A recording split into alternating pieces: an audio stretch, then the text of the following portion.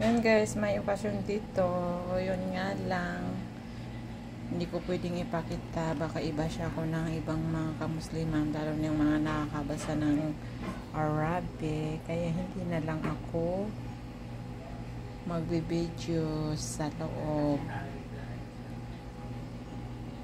Yung iba guys, nakalagay na doon. Hindi ako pwedeng lumabas. Maraming lalaki. Bawal dito ang bawal kami, bawal lang bawal doon ang babae kasi puro lalaki. Yan guys.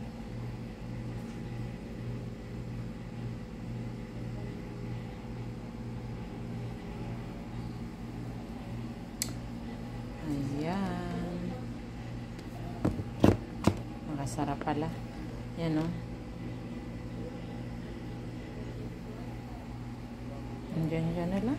Thank you for watching.